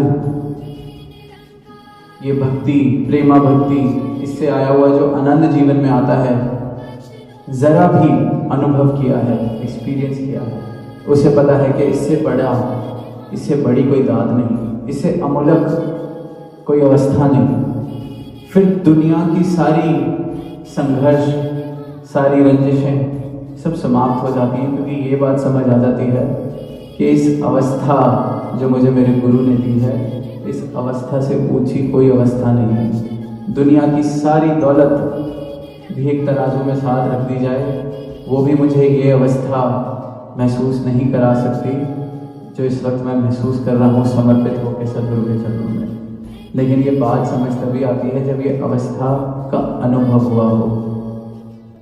कहने सुनने की बात सुनेंगे तो लोग तो पागल ही कहते हैं, पागल है, अकल नहीं है। क्योंकि जिसने उस चीज को देखा नहीं, अनुभव नहीं किया, उसका गणित बिल्कुल ठीक कह रहा है, उसका तर्क बिल्कुल ठीक कह रहा है, पागल है। क्योंकि दुनिया की नजरों से, दुनिया के गणित से चलेंगे तो ये तो बिल्कुल पागलों वाली बात है। बह रहा है, बहना चाहता है, कह रहा है जो मालिक दे देगा खा लेंगे, पर वो आनंद जब तक अनुभव नहीं होता तब तक सारी दुनिया पागल ही समझती है। आज तक समझती आई है, संतों को पागल ही कहा गया है, समर्पित जीवन जीते हुए को पागल ही कहा गया है। लेकिन वो आनंद जब तक खुद ना मिल जाए तब तक ये बात नहीं समझ आती कि इस आनंद के आगे किसी और चीज़ का मूल नहीं है। बाकी सारी चीज़ें, दुनिया की सारी दातें सस्ती हैं। किसी और चीज़ को ले लिया और ये आनंद दे दिया तो इससे बड़ा घाटे का सौदा नहीं हो सकता। पर ये बात तभी समझ आती है जब इस आनंद की झलक मिली हो, इस आनंद का अनुभव हुआ हो। और ये आनंद सिर्फ और सिर्फ समर्पण से आता है। और समर्पण तभी मुमकिन है जब ये बात पता चले कि मैं दो नहीं, मैं कोई अलग हस्ती नहीं हूँ, कोई द्वैत नहीं है, ये एक में ही सब है, ये मुझ में भी एक है। और इस एक के अंदर ही सब हो रहा है, इस एक की कृपा से, इस एक की रजा से ही सब हो रहा है। तो ना मुझ में कोई फर्क, ना तुझ में कोई फर्क, ना मैं कोई अलग हस्ती, सब कुछ है तो ये एक। जब ये एक के बारे में पता चलता है तभी समर्पण मुमकिन है। क्योंकि ये बात समझ आ जाती है कि जब मैं हूँ ही नहीं तो संघर्ष कैसे, रंजिश कैसी, लड़ाई कैसी, फिर वो बहता है। तो ये बहने का नाम ही भक्ति है, समर्पण से ही आनंद है। और ये जो अवस्था है ये हर एक इंसान प्राप्त कर सकता है। This state of bliss can be achieved and attend bye every living human because we have been blessed with that potential. As it is often said that every being is potentially divine, every human is potentially divine. So here this human life is an opportunity to attain this bliss, to realize the divinity that exists within, to realize that I'm not a human having spiritual experiences, I'm a spiritual being having human experiences. तो साध संगत जी, अंत में यही भाव कि अगर ये आनंद की झलक आई है जीवन में तो ये बात जान के रखें कि इस आनंद के आगे दुनिया की किसी चीज़ की, किसी दौलत की, किसी उपलब्धि की कोई कीमत नहीं है। अनमोल है ये दात, अगर मिल गई है तो दातार से यही अरदास कि संभाले रखें, अवस्था बनी रहे। और अगर इससे वंचित हैं तो ये मानव जन्म मिला ही इसलिए है कि इस आनंदमयी अवस्था को प्राप्त कर सकें। तो ये अवसर है, इसे हाथ से ना जाने दिया जाए, जीवन का अनमोल डाल दिया जाए। प्रेम से कहना, निरंकार आपसे कैसे बात करते हैं? साध संगत जी, आशा करता हूँ निरंकार की कृपा से आप सभी अच्छे हो गए, स्वस्थ हो गए। साध संगत जी, आप जी के चरणों में बहुत ही सुंदर प्रेरणादायक कहानी विचार, जिसका विषय है निरंकार आपसे कैसे बात करता है। तो आइए साध संगत जी जानते हैं इस प्रेरणादायक कहानी के माध्यम से। साध संगत जी, आज हम एक ऐसी आध्यात्मिक कहानी लेकर आए हैं साध संगत जी आप जी के लिए, जो आपके मन को गहराई से छू जाएगी। यह कहानी सिर्फ एक कथा नहीं है, बल्कि एक मार्गदर्शन है जो हमें बताती है कि निरंकार वह सर्वशक्तिमान परमात्मा जो हर जगह विद्यमान है, वह हमसे कैसे संवाद करता है, कैसे हमें संकेत देता है और कैसे हमारे जीवन की राह आसान करता है। संगत जी, कई बार हम सोचते हैं कि क्या ईश्वर सच में हमसे बात करता है, क्या उसकी आवाज़ सुनाई देती है, या फिर वो सिर्फ हमारी कल्पना होती है। तो आज की यह कहानी साध संगत जी आपको इसी सवाल का जवाब देगी और आपके हृदय को यह विश्वास दिला देगी कि निरंकार सदा हमारे पास है और हर पल किसी न किसी रूप में हमसे संवाद करता रहता है। तो आइए साध संगत जी सुनते हैं निरंकार आपसे कैसे बात करता है, एक अद्भुत आध्यात्मिक यात्रा। साध संगत जी, बहुत समय पहले की बात है। एक छोटा सा गांव था जहां एक साधारण किसान का परिवार रहता था। उस किसान का नाम रामदीन था। रामदीन बड़ा ही ईमानदार, मेहनती और सरल स्वभाव का इंसान था। वह बचपन से ही अपने दादाजी से निरंकार की बातें सुनता आया था। उसके मन में एक ही सवाल हमेशा से रहता, निरंकार मुझसे कैसे बात करेगा। साध संगत जी, रामदीन दिन भर खेतों में काम करता, घर लौटकर अपने बच्चों को पढ़ाता, पत्नी का हाथ बटाता और रात को चुपचाप आसमान देखकर भगवान से बातें करता, पर उसे कभी कोई आवाज़ सुनाई नहीं देती थी। वह अक्सर मंदिर जाता, संतों की संगत करता, सत्संग सुनता, पर यह प्रश्न उसके मन में हर बार लौट आता कि हे परमात्मा, आप मुझसे बात क्यों नहीं करते। एक दिन जब रामदीन खेत से लौट रहा था तो रास्ते में एक बूढ़ा साधु उसे मिला। साधु जी बहुत थके हुए थे और उनके पाँव में चोट भी लगी थी। रामदीन ने बिना कुछ सोचे उन्हें सहारा दिया, अपने घर ले गया, पाँव धोए, पट्टी की और उन्हें भोजन कराया। साधु जी ने उसे आशीर्वाद देते हुए कहा, बेटा तू धन्य है, तूने आज निरंकार की सेवा की है। जब तू दूसरों की सेवा करता है तो वही तेरा निरंकार तुझसे बोलता है, सेवा में ही उसका संदेश छुपा होता है। रामदीन ने साधु की बातें सुनी पर मन में संतोष नहीं हुआ। क्या यही तरीका है? क्या ईश्वर सही संकेत दे देता है? सासंगत जी, कुछ महीने बाद गांव में भीषण आग लगी।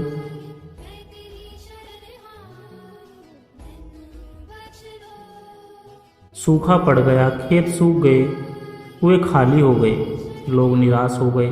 रामदीन ने अपने छोटे से कुएं से थोड़ा सा पानी बचा लिया था, वह भी गांव वालों में बांट दिया। सभी गांव वाले रामदीन को धन्यवाद कहने लगे। एक वृद्ध किसान ने उसके कंधे पर हाथ रखा और कहा, बेटा, जब तूने अपना सब कुछ गांव वाले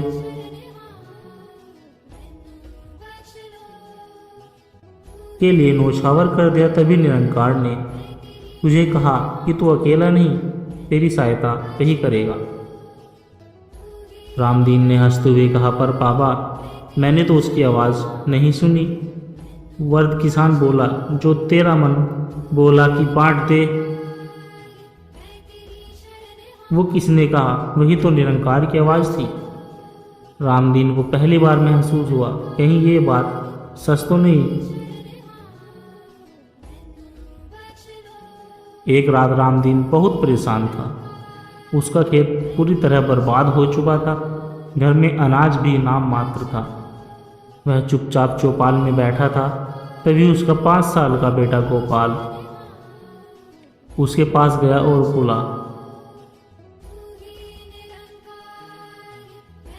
बाबा, चिंता मत करो, गुरुजी कहते हैं कि निरंकार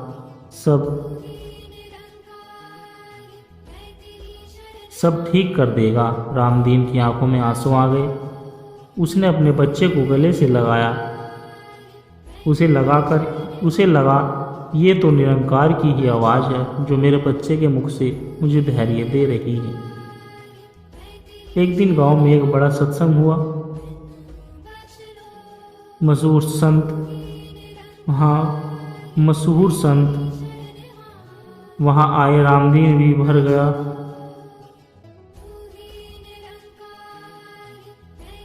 रामदीन, जब तू सेवा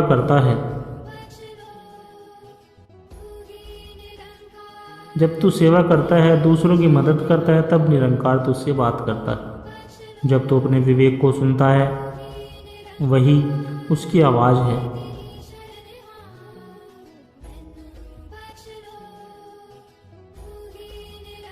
जब तू अपने विवेक की सुनता है, वही उसकी आवाज़ है। जब तुझे कोई सही राह पर चलने की प्रेरणा मिलती है, वही उसका संकेत है। जब तू अपने भीतर की आवाज़ सुनता है, वही निरंकार है।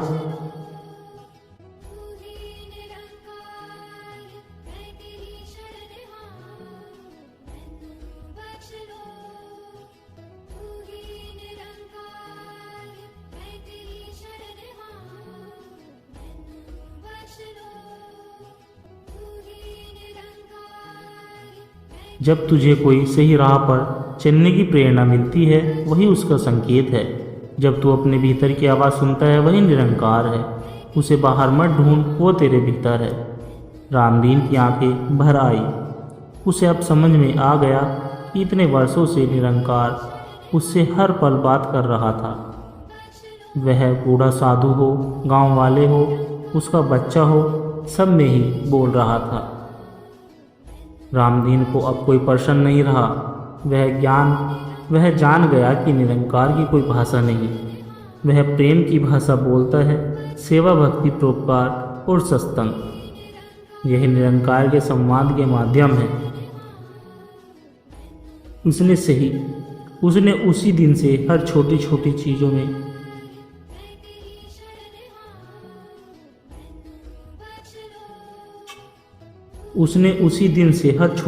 चीज़ों में ईश्वर की आवाज़ सुननी शुरू कर दी। पंछियों की चहचहाहट में, हवा की सरसराहट में, अपने खेतों की हरियाली में और सबसे बढ़कर अपने अंतरात्मा की आवाज़ में। साथ संगत जी, इस कहानी से हमें यही सीख मिलती है कि परमात्मा कहीं बाहर नहीं, हमारे मन में ही है। वह हर क्षण हमसे बात करता है, पर हमें उसकी आवाज़ को सुनने की आदत डालनी होती है। इसके लिए सच्ची सेवा, सच्ची श्रद्धा और सत्संग की ज़रूरत होती है। साथ संगत जी, सुंदर हिमालय की तलहटी में एक छोटा सा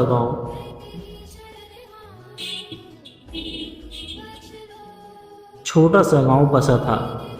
उस गांव का नाम शांतिपुर था।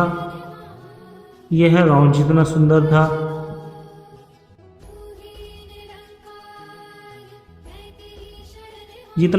था, उतना ही सरल स्वभाव के लोग वहां रहते थे।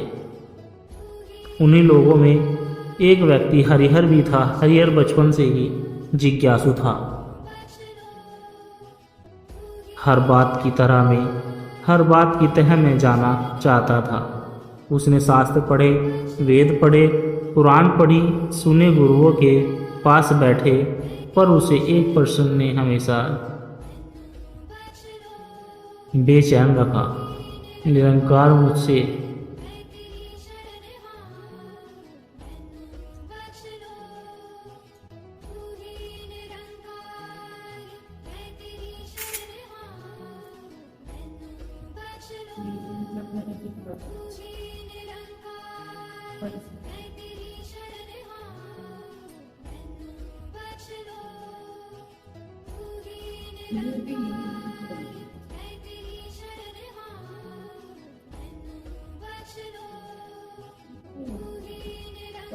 निरंकार मुझसे सीधे बात कब करेगा, मैं उसकी आवाज़ अपने कानों से सुनना चाहता हूँ। हरिहर दिन रात तपस्या करता रहा।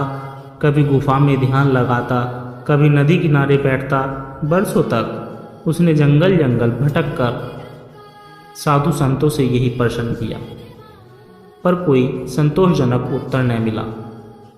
एक दिन हरिहर को खबर मिली कि पहाड़ों के उस पार एक संत रहते हैं, जिनका नाम स्वामी शरणानंद था। कहा जाता था कि वे स्वयं निरंकार से बात करते हैं।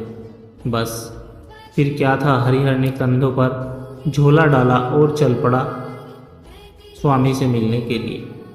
4 दिन की कठिन यात्रा के बाद वह स्वामी जी के आश्रम पहुंचा। वहां उसने अपने हृदय का प्रश्न रखा, स्वामी जी, क्या आप सच में निरंकार से बात करते हैं? स्वामी जी ने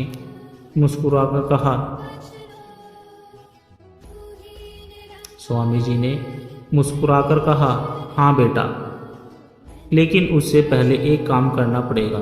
कल सूर्योदय से पहले नदी किनारे आ जाना। हरिहर को आशा की किरण दिखाई दी। रात भर वह बेचैन रहा। भोर होते ही नदी किनारे पहुंचा।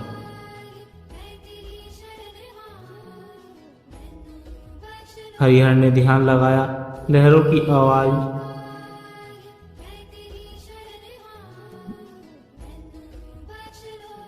की आवाज, बहाव की सनसनाहट, पत्थरों से टकराती जलधारा, बस यही सुनाई दिया। स्वामी जी ने कहा, बेटा देख, यह पानी तुझे क्या कह रहा है? हरिहर बोला, कुछ नहीं महाराज, बस शोर ही शोर है।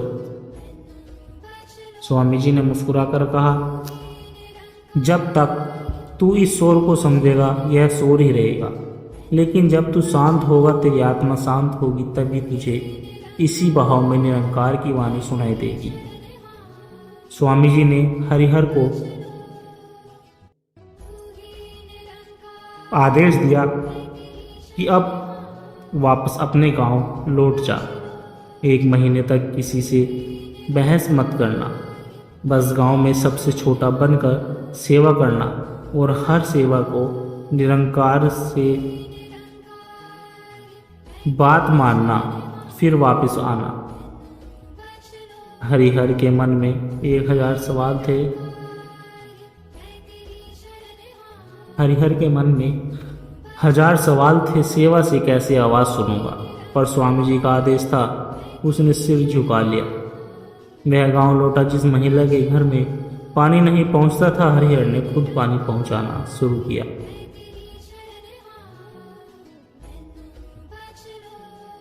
गांव के मंदिर की सफाई, कुएं की मरम्मत, खेत में बूढ़ों की मदद।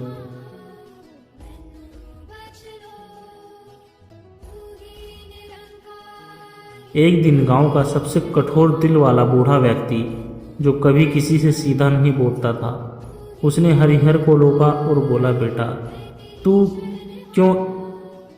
क्यों इतनी मेहनत करता है और किसके लिए करता है? हरिहर ने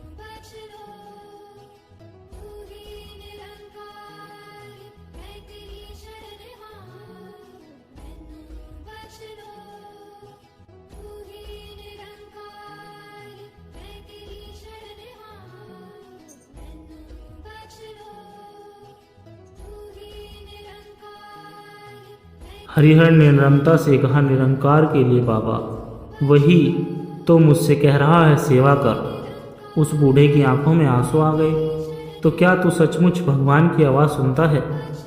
हरिहर कुछ क्षण चुप रहा, फिर उसे भीतर से उत्तर मिला, हाँ, अब सुनता हूँ। जब कोई मदद के लिए पुकारता है, वही मेरे प्रभु की आवाज़ है। इन्हीं दिनों गांव में अचानक महामारी फैल गई। लोग डर के मारे बीमारों से दूर भागने लगे। हरिहर अकेला ही बीमारों के घर गया, दवाइयाँ दी, खाना पकाया, बच्चों को संभाला। एक रात वह थक कर मंदिर की सीढ़ियों पर बैठा ही था कि किसी ने धीरे से उसके कंधे पर हाथ रखा। उसने पलट कर देखा, कोई नहीं था, पर किसी ने मन में कहा, थक मत बेटा, मैं हूँ तेरे साथ। उस क्षण पहली बार हरिहर को स्पष्ट अनुभव हुआ, बिना शब्दों के, बिना आवाज के, लेकिन इतना गहरा कि दिल कांप जाए। उसे लगा कोई अदृश्य शक्ति उसे हिम्मत दे रही।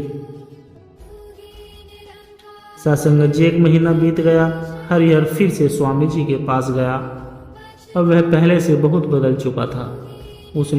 उसके चेहरे पर तेज था, आंखों में आत्मविश्वास था। स्वामी जी ने पूछा, अब बता निरंकार तुझसे बात करता है नहीं? हरिहर की आंखें भर आई और बोला, महाराज, अब हर आवाज में वही सुनाई देता है।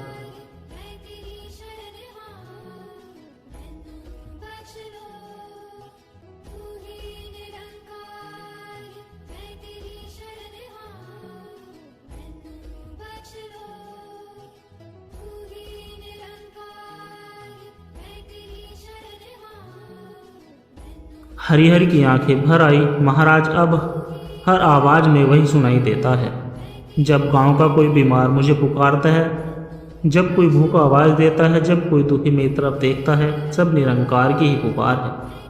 पहले मैं उसे अलग से सुनना चाहता था, पर अब मैं जान गया हूँ कि वह तो हर जीव में है, हर दुख में है, हर सेवा में है। स्वामी जी ने कहा, बेटा यही सच है, निरंकार शब्दों से नहीं बोलता, वह तुझे मन की प्रेरणा से बोलता है, किसी की पुकार में बोलता है और तेरे विवेक में बोलता है। जिसने यह सुन लिया उसने निरंकार को पा लिया। हरिहर वापस अपने घर लौट गया। अब वह कभी ध्यान में बैठकर आवाज़ नहीं ढूंढता, वह हर ज़रूरतमंद की मदद करता, हर दीन दुखी के लिए दुआ करता और उसके भीतर हर पल वही आवाज़ गूंजती रहती कि मैं तेरे साथ हूँ बेटा। जब भी आपसे सत्संग जी, जब भी आपसे कोई सेवा मांगे, जब भी कोई आपकी सहायता चाहे, जब भी आपके दिल में सही गलत की कसौटी बोले, समझ लीजिए वही निरंकार आपसे बात कर रहा है। उसे बाहर ढूंढने की बजाय अपने कर्मों में, अपनी अंतरात्मा में सुनिए सत्संगत जी। बहुत समय पहले की बात है। उत्तर भारत के एक पुराने गांव में एक वृद्ध संत रहते थे। उनका एक ही काम था, गांव वालों को आत्मा और परमात्मा का मार्ग समझाना। दूर दूर से लोग उनके पास प्रश्न लेकर आते, लेकिन ऋषि हमेशा कह देते, उत्तर तुम्हारे भीतर है, ध्यान से सुनो। गांव में एक युवा लड़का रहता था जिसका नाम निर्मल था। बचपन से ही वह ऋषि के पास आता जाता रहता था। उसके माता पिता बचपन में ही चल बसे थे। उसका पालन गांव वालों ने किया। निर्मल के मन में बचपन से ही एक सवाल था, क्या आत्मा कहाँ रहती है? जब मैं मरूंगा तो क्या होगा? क्या भगवान सच में कहीं बाहर रहता है? एक दिन उसने ऋषि से सीधे ही पूछ लिया, गुरुदेव मेरी आत्मा कहाँ है और परमात्मा कहाँ है? ऋषि ने मुस्कुराकर कहा, बेटा उत्तर बहुत सरल है, लेकिन समझने में उम्र लगती है। अगर तैयार है तो आज से शुरू कर 3 परीक्षाएं दूंगा। पास होगा तो उत्तर खुद सामने आ जाएगा। निर्मल ने प्रण लिया, जो भी होगा करूँगा। ऋषि ने उसे 7 दिन तक जंगल के बीच एक कुटिया में रखा। नियमित समय था, कोई बात नहीं करेगा, कोई किताब नहीं पढ़ेगा, बस मौन साधना करेगा।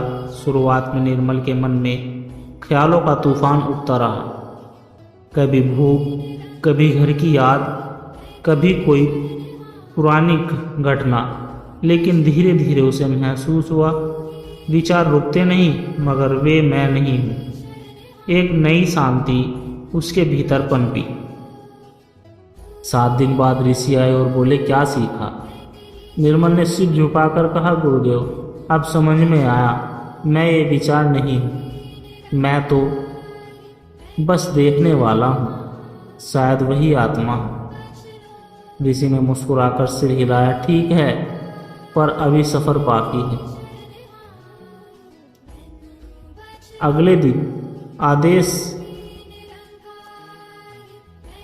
अगले आदेश में ऋषि ने उसे गांव लौटने को कहा। उसे गांव के सभी गरीबों और रोगी लोगों की सेवा करनी थी, बिना कोई अपेक्षा रखे। निर्मल ने बिना किसी झिझक के काम संभाल लिया।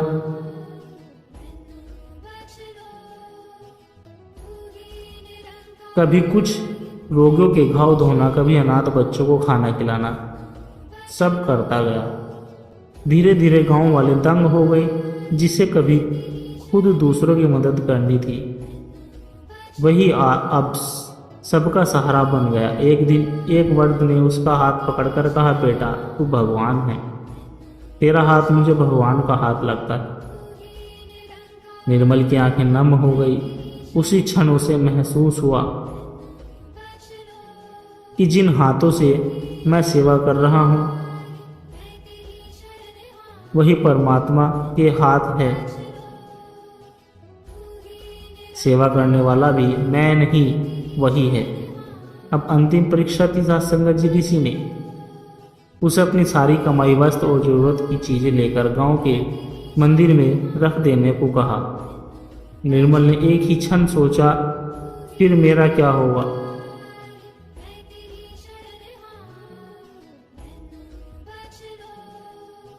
सत्संगत जी, लेकिन अगले पल उसने सब छोड़ दिया। अगली सुबह गांव में भयानक तूफान आया। घर गिरने लगे, खेत उजड़ने लगे। सब लोग ऋषि के पास भागे। ऋषि शांत बैठे थे। निर्मल भी पहुंचा। उसने पूछा, गुरुदेव अब क्या होगा? ऋषि ने कहा, जिसने अपने धन को, अपनी वृद्धि को परमात्मा के हवाले कर दिया,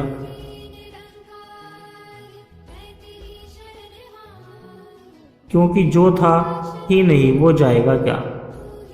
निर्मल ने आंसू भरी आंखों से पहली बार भीतर से सुना, तू ही मैं हूं, मैं ही तू है। भीतर से एक अदृश्य शक्ति ने कहा, डर मत, मैं तेरे साथ हूं। तूफान थम गया। खेत फिर से हरे हुए। गांव वालों ने देखा निर्मला पहले जैसा नहीं रहा। उसके चेहरे से तेज झलकने लगा। जो भी दुखी होता उसके पास जाता और शांति पाता। एक दिन ऋषि ने उसे गले लगाया और कहा, अब तुझे उत्तर मिल गया। आत्मा तेरा सच्चा स्वरूप है। परमात्मा उसी घर में है, उसे कहीं बाहर मत ढूंढो। सेवा कर, मौन साधना कर, समर्पण कर, यही द्वार है, यही घर है। सत्संगत जी, जीवन में अगर हम मौन साधना, सेवा और समर्पण को अपना ले तो हमें खुद पता चल जाएगा कि आत्मा कहीं बाहर नहीं बल्कि यही चेतना है और परमात्मा ही आसमान में नहीं बल्कि इस चेतन में ही छुपा बैठा है। सत्संगत जी,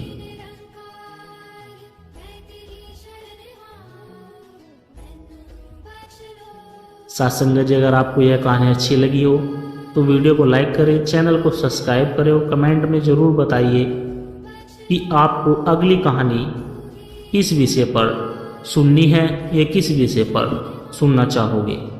सत्संगत जी, प्यार से कहना, धन निरंकार जी।